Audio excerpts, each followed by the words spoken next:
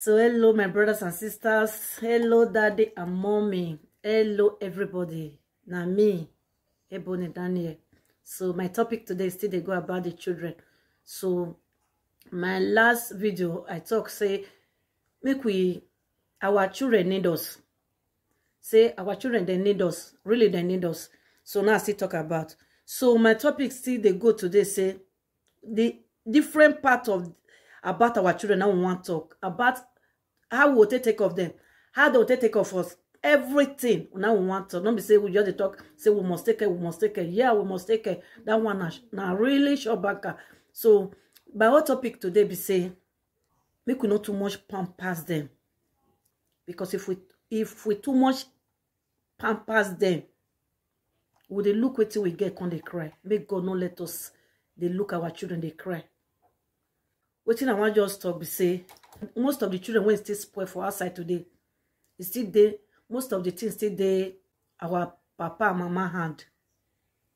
Why I talk not be anytime when pikin cry say I want bread. You must, for example, you must buy that bread, give him. Not be every time when he cry for the bread. Not be every time when he go say he want go do that thing, you go leave and say make go do one.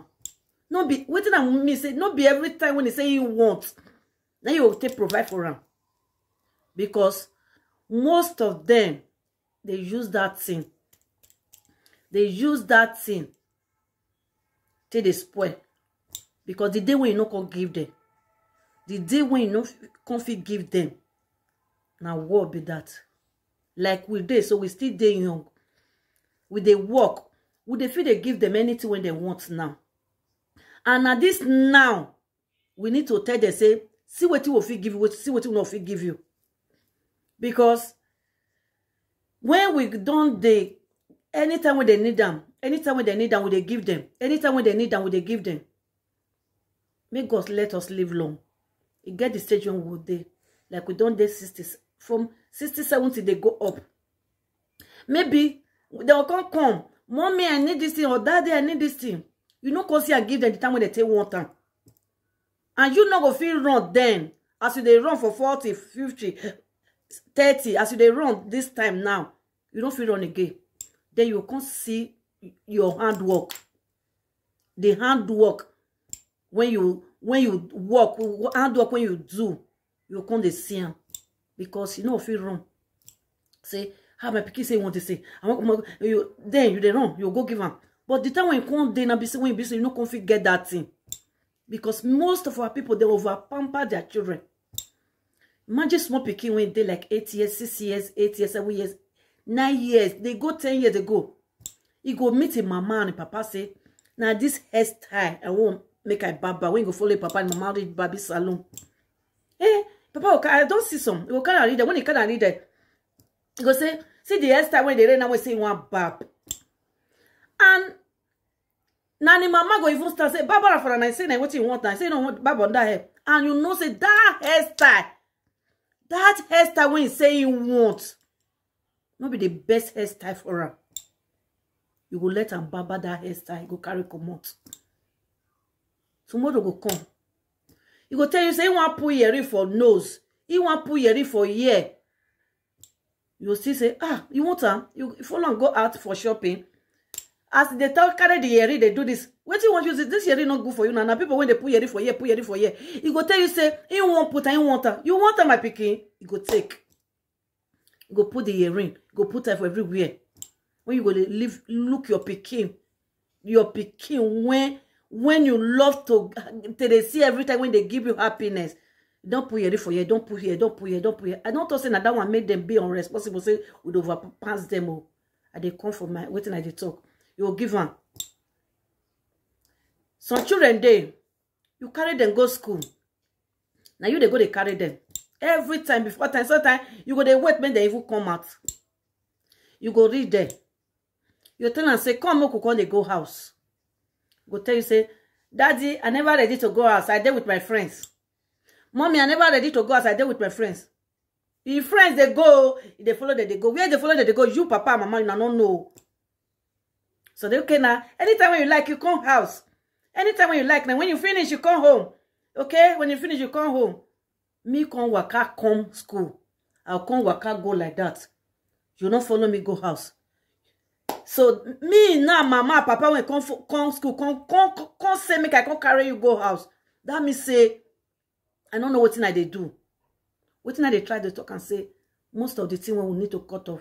As you reach, they need to follow you go house. When you don't reach, as if you say, you get like 2 hours, 1 hour when you want to go spend for outside, there's nothing spoil if you go. But not be say you go school, go carry on. Now you come they decide for you. They want dress out. You tell them, say, see the type of dress when you say make it wear. You go tell you, say, no. You know they wear that dress, mommy. You know they wear that dress, daddy. Okay, which one you want to wear now? Wear anyone when you like now. You can't dress. The way you can't dress. Hey, if eyes when you go see, when you go see that dress in outside, they will begin to insult the home. Papa, mama, when they the home, when that picking for come out. So, because you tell them, say, make it wear anything when you want to wear. You want barb hair, you tell them, say, make it barb the style when you want. Anything when you talk. So, now the pikin come they write papa and mama for house. No be mama and papa come they tell the pikin say, see what thing go do. What now they talk say, make not to give our children that time. Mostly this Europe children. Make we not to give them that time. No be so we not leave them for many things. But now so we still separate them from many things. Because if we not separate them from many things now our enemy will come and cry. Some children, 8 years, that papa and mama no fit talk to them again. You know if you tell them, say, sit down or stand up again. The moment when you go tell and say, make it sit down. Hey, you will say as the pikin, go take kick left and right, they waka, they go. They throw chairs, they go. Like say, now man person talk to them. My brothers and sisters, we they pray today. God help me. You go do this, do that, this, that. We they pray, say, make God help us. Make we stop many things from our life. Because we don't already grow. We don't see many things. But our children never say. That's why we don't go over too much pampers our children. So that's why we don't go over too much pampers them, so that when they go come out, or tomorrow, when we need to they look our children, they happy. Some of us will come, they cry. Why my hope be like this? Who do me this? Nobody do you. Nobody do you. Because you don't grow like that. Imagine picking when you live. Make it barb any type of hairstyle when you want barb. Age of 8, 9, 10. They go like that. Even more than. You don't they barber them. You go live here. You go barber here. You go live here. You go barber the center. Live this side.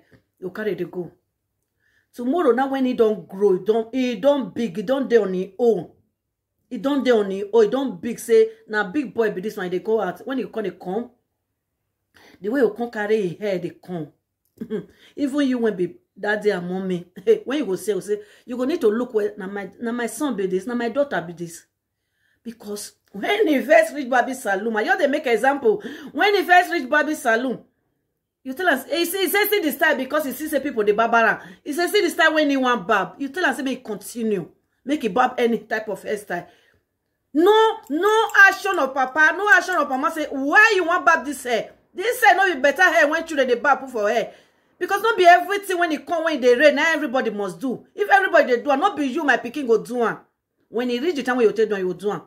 Or when you want do one, when you don't leave my house, you know they under my canopy again. You feel they do and they go when you want like. But when you they come my house, you wear the type of that shirt, that shirt when I wear you when you dey my house. When you they come my house, when you don't grow, you don't do your. When you they come my house, you wear that shirt enter my house. When you want come out, if you wear that type of rainy things when you say it not belong to you when they wear. If you wear and go again, but not be when you dey under me. We not get mind to tell them like that. We not get mind to tell them anything like that. So, my brothers and sisters, we need to be careful with our children.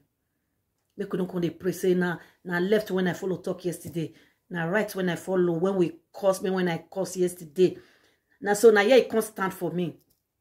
Or now the one when they village. Now the one with their town. No. If we pray, we could know our prayer points well. The type of prayer points we want pray, we could know our way. We could know our well. Because at the one way that they see many things they when they teach children. When they say you're not supposed to teach children. 15 years, 16 years, 17 years, 18 years. Papa and mama not fit talk to them again. Papa and mama not fit talk to them again. I remember when I go hospital, when I get belly, my daughter tell me, say I dey talk to my baby. Now I say, no, I never born her. How once content they talk to her? He said, they hear from your stomach. As they inside your belly, they hear. As they talk, they hear. And now I believe them say, yes, speaking the year. As they born her, they talk to her, they go. You imagine when they follow baby, they play. As you only born her, some babies they follow them, they play, they go, they laugh. You go, they play. As they not say they play with her. They hear you say you see you say they play with her, they laugh. When you see they do anyhow to them, when you go, they make her they cry. They see you, they hear you. That's why you go, they change mood. So, not be say we don't use our hand, bring our children. Our children no respect. They not sabi show respect to others. They not sabi greet. They not sabi do anything. You not give them their work for house assignment. They not get. They not sabi wash plate. They not sabi sweep house. They not sabi do anything. So when you can't reach, you need to teach them from the beginning. Not when they don't reach up like that, you can't start. When they will can't start.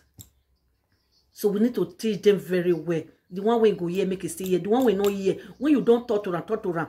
When you come up for there, I believe you, my lovely mommy and daddy. You go think back. You go think back. You say, my mommy really tell me this. May I try him? May I try him? Because everything depends on home. So I just pray, may God help us. Help us take care of those children. We pray for God wisdom, knowledge, and understanding upon our children. We pray for God direction upon our children. And make they support each other for the life of these children. Because these children not be our power. And God grace, and God power. So we need each other. Mostly papa and mama when don't get picking. You see other children, they do anything for outside. Make sure say you correct that picking. Not do say now you can't know pass the papa and mama because the papa and mama not fit take off her. You can't join them worst now. Take off. Join and take off her. Join them, take off. That's why they say picking for everybody. And they want that people when their children they like 5 years, 6 years, 4 years. Those parents go they talk to parents when they are busy their children don't they 16, 17, 18 years say they don't fit do anything. Just wait now some more time. Now small time you can't see waiting that one they pass when be say not be say you just want to push your children to that extent. When your pikin don't grow reach that extent, you go know waiting that person the papa and mama of that pikin when be 16 they pass through too. So we need to encourage our children. We need to join hands together so that when would they look the next where would they go? So we say it's too hard. We need to take off those ones when we say we get now. Make we not they pray die. Not be that one, not be that one. Not be that one. They need our advice. They need our encouragement. They need everything from us as father and mother. They need everything.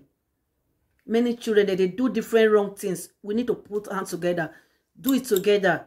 If you're picking, they do what you're not supposed to do. If you get good friends, they tell her, no, I know say good friends, not they gay. But make we try to help each other. When we talk of these children matter, make we put hands together so that as waiting they talk, so everything will still be okay for us. Everything will still be okay for us. Not join them because they don't spoil. They come there outside, you see them, come worst things for them. No. This is our story still they continue from here. I really thank you all. May God Almighty bless our children for us. I pray for God direction, understanding, wisdom upon our children. Thank you. I love you guys. Ciao.